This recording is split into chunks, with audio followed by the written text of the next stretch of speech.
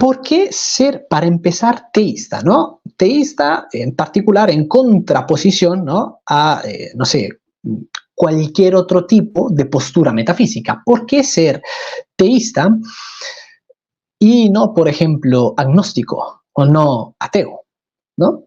Bueno, 7 razones por las que ser teísta y no suscribir a cualquier otro tipo de metafísica. La primera, por las composiciones metafísicas que nosotros encontramos en la realidad.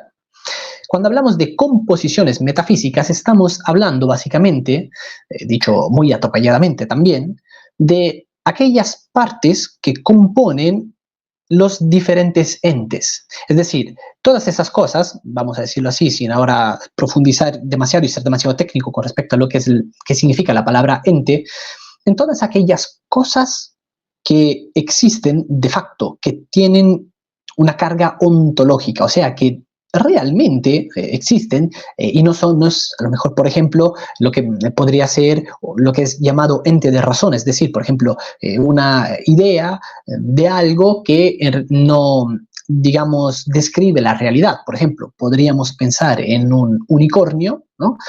Sin que y este en nuestra mente en cierto sentido estaría existiendo, sin embargo, en la realidad no tendría ninguna carga ontológica, no tiene una presencia real, ¿ok?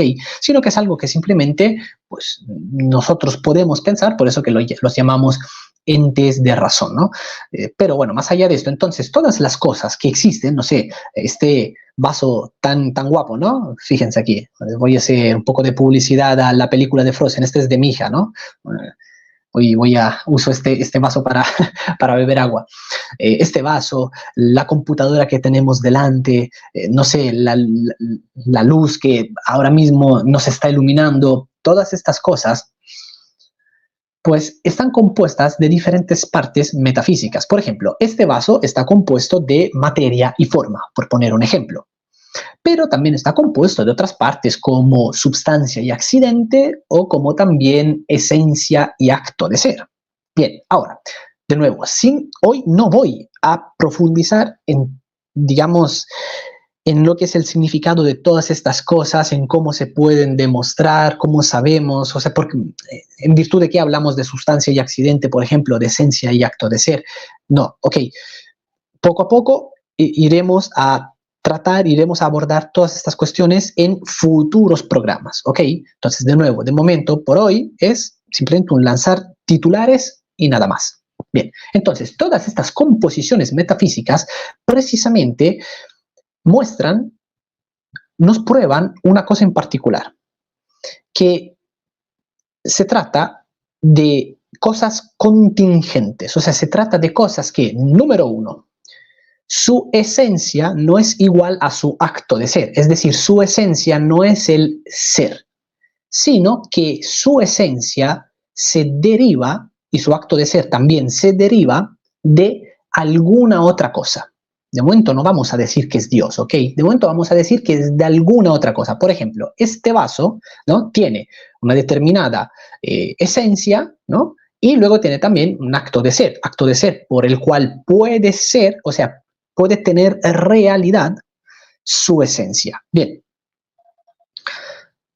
este vaso, pero no es que salió de la nada, no se hizo a sí mismo, sino que depende de algo más, de alguna otra cosa. Para empezar, de aquel fabricante que lo hizo. Nosotros mismos tenemos una esencia, ¿no? La de la humanidad, y luego también tenemos nuestro acto de ser, en virtud del cual estamos existiendo ahora mismo y somos reales. Pero, no es que nosotros nos hemos dado la esencia a nosotros mismos, tampoco nos hemos dado el acto de ser a nosotros mismos, sino que nos llega de modo derivado de algún otro. Bien, ahora, ¿esto qué es lo que implica? Que si nos llega todo esto por derivación, significa que nosotros no lo tenemos por esencia. Esto significa que entonces en algún momento nosotros pues vamos a necesitar precisamente que, en cuanto estamos formados de estas partes, vamos a necesitar que siempre alguna otra cosa más esté comunicando esencia y acto de ser a todos los que vienen después. Así que si yo, por ejemplo, quisiera empezar desde mí mismo, desde este vaso tan bonito que les estaba mostrando, de cualquier otra cosa que está en el presente, y empezamos a ir, digamos, hacia la fuente de todo esto, vamos a encontrar que hay un gran problema, digamos, entre los que son las diferentes cosas, los diferentes entes, a la hora de poder dar una explicación de todo esto. O sea, ¿dónde está la fuente verdadera? Porque todo aquello que está hecho de partes depende necesariamente de algún otro que sea previo a él. De modo que esto hace que empiece una cadena de causas, o sea, una causa eficiente que le dé a un primero, que sea una causa eficiente de lo segundo y que le dé a esto segundo, ¿no? Que le dé precisamente, como decimos, esencia y acto de ser, o que le dé la substancia y los accidentes, o que le dé la materia y la forma, o que le dé el acto que la potencia pasa a ser algo en acto, ¿no? Que tenga, por lo tanto, también esta composición de acto y potencia. De tal manera que así, yendo hacia atrás, tenemos necesariamente que concluir que tiene que haber, algo que sea simple en vez de ser compuesto. ¿Por qué? Porque todo lo compuesto depende de otro y se deriva de otro. Y para que algo pueda no depender de algún otro, para que no se derive de algún otro, necesariamente tiene que ser simple. ¿Ok? Porque a mayor simplicidad, mayor perfección encontramos en las cosas. De tal manera, vamos a concluir que tiene que existir un ser que sea absolutamente simple, por lo tanto, que no tenga ningún tipo de composición, que no reciba, por ejemplo, su acto de ser de otro, que no reciba ningún tipo de actualización de sus potencias, es decir, que no tenga ningún tipo de potencia pasiva, o sea, de esas que pueden padecer, ¿no? Que pueden padecer el cambio. De tal manera que así concluimos que tiene que haber un ser absolutamente simple y a este nosotros le llamamos Dios. Segunda razón, causa eficiente.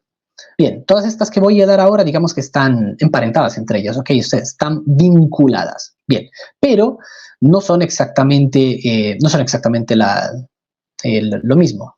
Aquí tengo que contestar una pregunta, ¿no? Por fuerza. Aquí me preguntan, ¿no?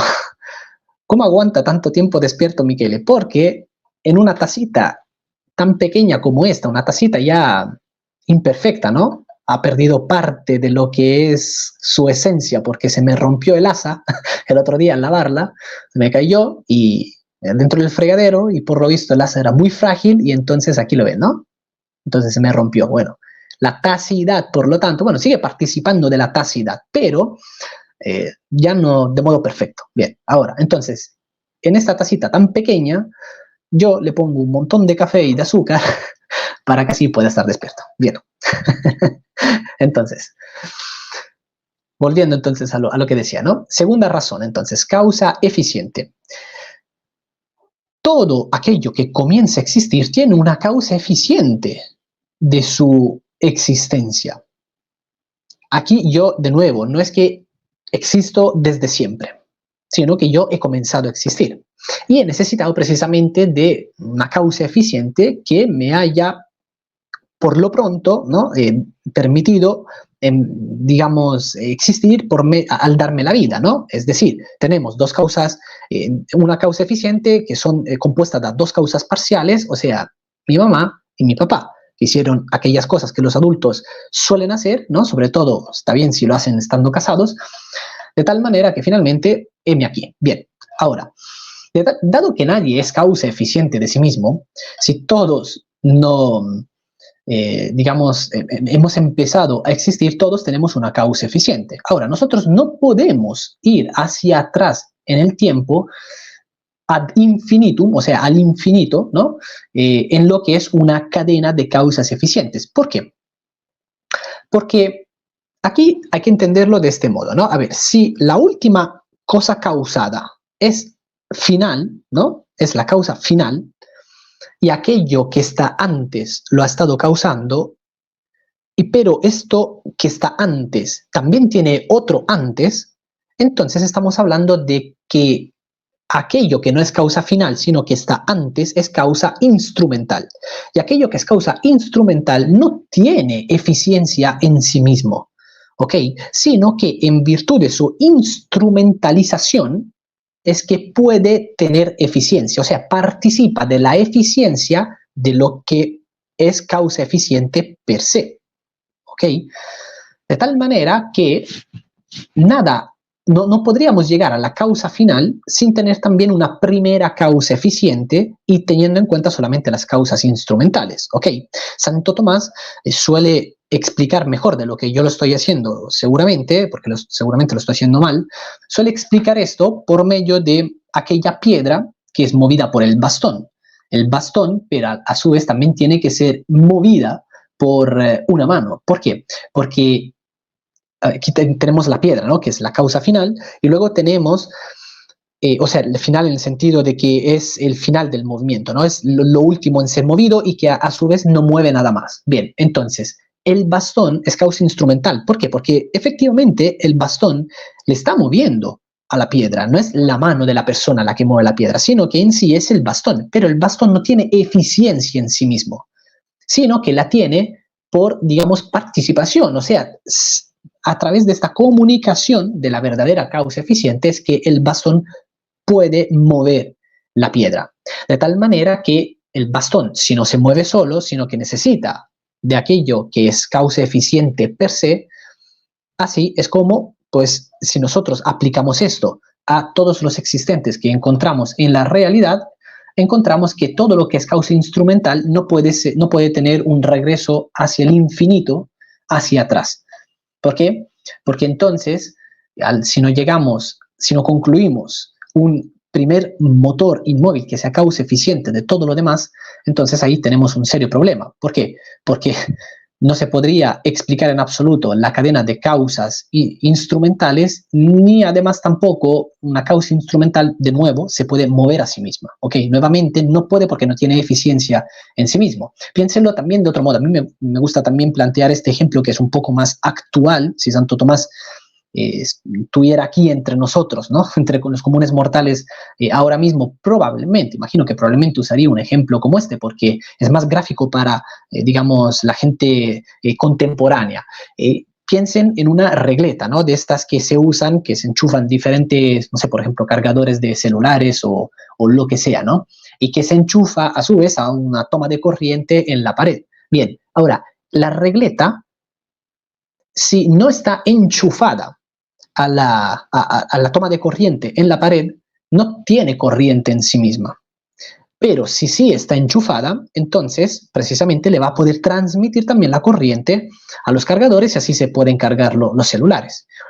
Bien, pero precisamente porque no tiene la electricidad en sí misma, sino que simplemente funciona como un instrumento, si no estuviera, digamos, si una regleta estuviera enchufada a otra regleta, y esta regleta a otra regleta, y esta otra regleta, y así, etcétera, etcétera, etcétera, dice el profesor Daniel que en Argentina la llaman zapatilla eléctrica, ¿no? Bueno, pues eso.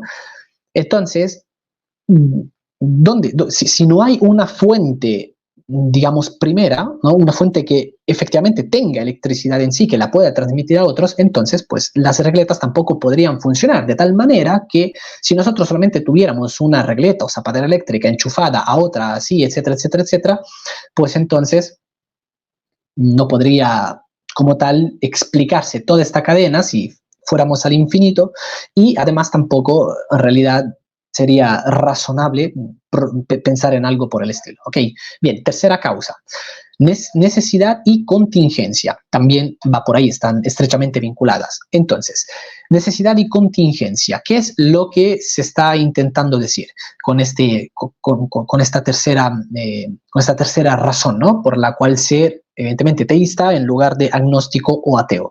Bueno, todo lo que nosotros encontramos digamos, en nuestra experiencia es contingente. Contingente no en un sentido de lógica modal que se suele usar actualmente, ¿no? Como pensando a una cantidad de mundos posibles y que, pues, tratando de discernir en todos estos mundos posibles qué es necesario y por lo tanto qué es lo que tiene que estar en todos los mundos posibles y qué es contingente. Por ejemplo, yo sería contingente en el sentido de la lógica modal. ¿Por qué? Porque en este mundo, ¿no?, actual en el que estamos, pues yo soy yo, me llamo Michele Marincolo, nací en Roma, etcétera, etcétera, ¿no?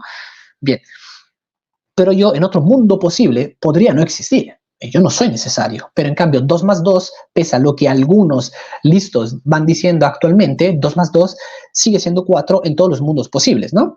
Aunque algunos, como digo, quieran concluir que 2 más 2 es 3 o 5 o algo por el estilo. Bueno,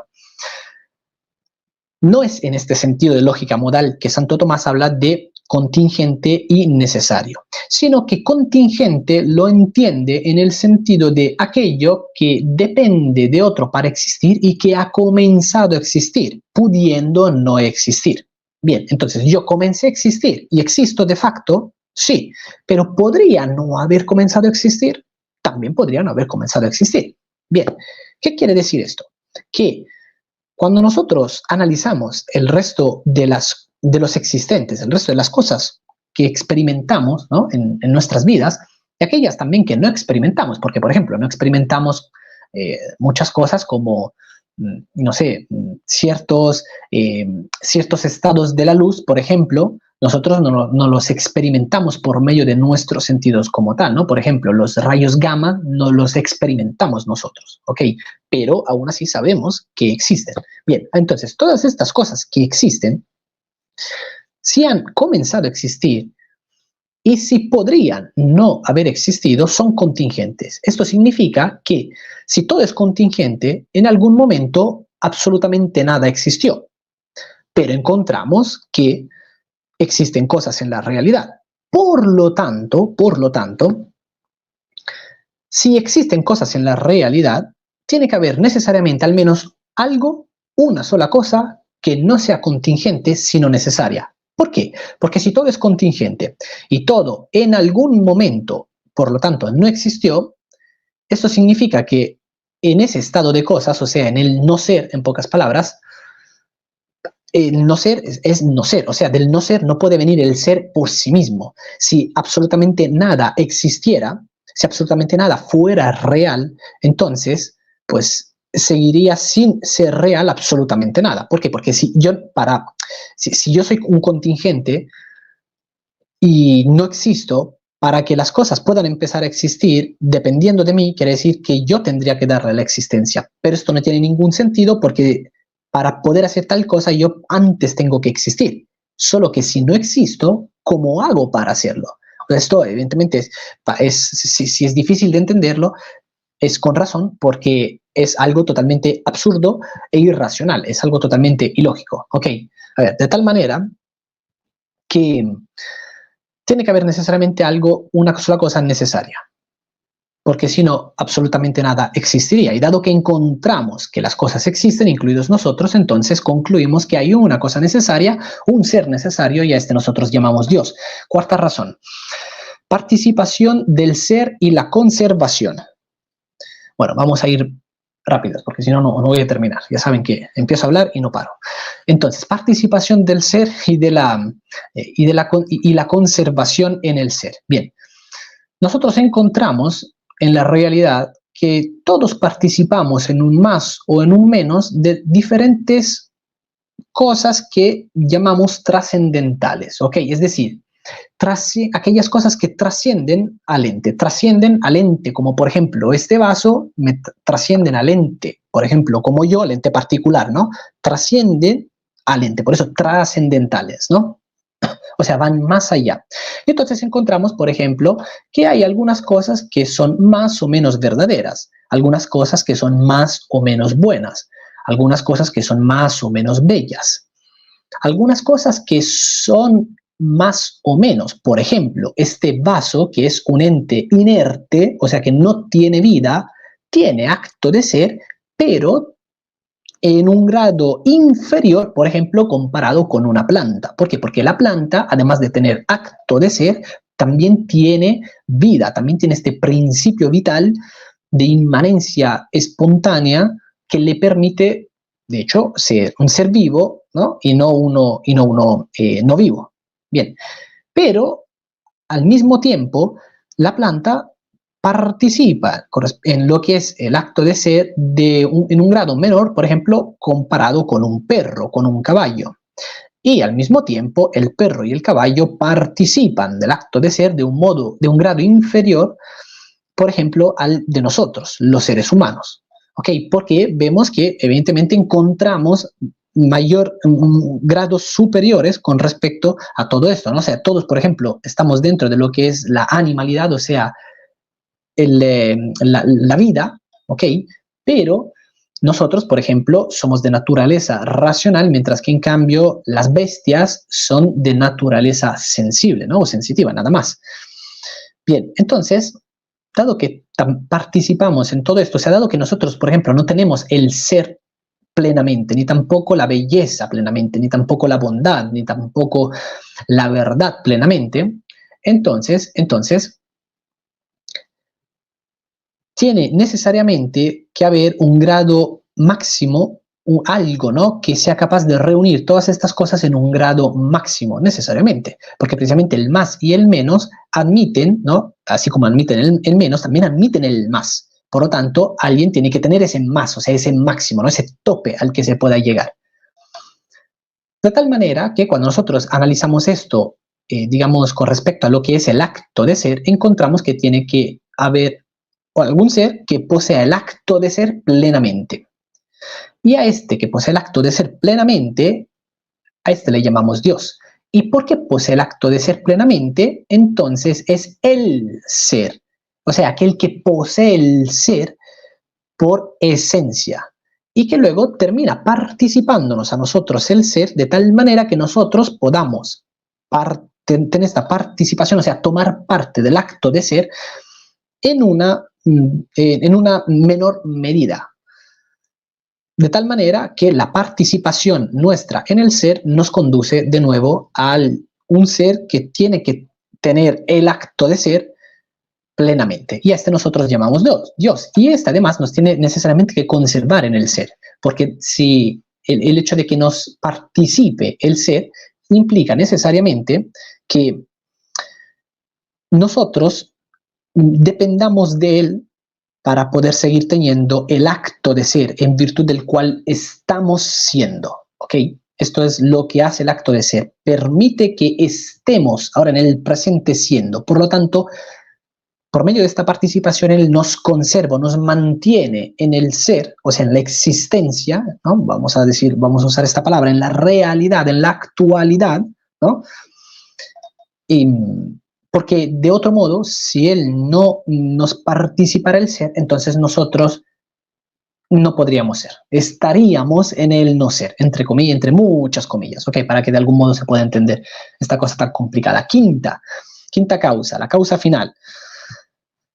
Causa final. Bien, ¿qué es la causa final? La causa final es aquello hacia lo cual tendemos por nuestra propia naturaleza. Entonces, encontramos que todas las cosas que existen tienden hacia algo. Por ejemplo, pensemos en una semilla. La semilla tiende o está orientada a, por ejemplo, convertirse en un árbol. ¿Ok? Ahí tiene su finalidad, tiene el fin al que tiene que llegar. Bien. Nosotros también tenemos nuestro propio fin como seres humanos, etcétera, etcétera. Entonces, dado que cada cosa tiene su causa final, es decir, cada cosa está orientada hacia un fin correspondiente a su propia naturaleza, entonces, pues nada que tenga causa final, encontramos, simplemente por deducción lógica, que se pueda, todo aquello que tiene causa final, de todo esto nada se puede dar la finalidad a sí mismo, sino que se necesita de una causa eficiente que proporcione tal finalidad. De tal manera que así también concluimos que esta causa eficiente que le da la causa final a todas las otras cosas que existen, a esta llamamos Dios. ¿Por qué? Porque a él nadie le da la finalidad, sino que él es su propio fin, él se identifica con esto, lo es por esencia.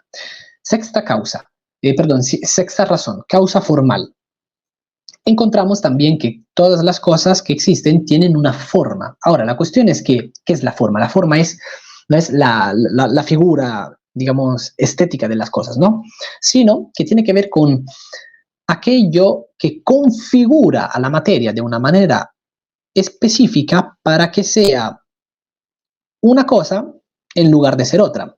La forma es el principio actual de la esencia, es decir, es aquello por medio del cual esa cosa puede hacer justamente eso, como les decía. O sea, piensen, por ejemplo, en una bicicleta, ¿no? O sea, si ustedes me prestaran una bicicleta a mí, ¿no? Entonces me dan esta bicicleta, toda guapa, flamante, ¿no? Me dicen, bueno, toma, aquí te la presto, y yo les digo, está bien, en una semana se la voy a devolver, ¿no? Bien.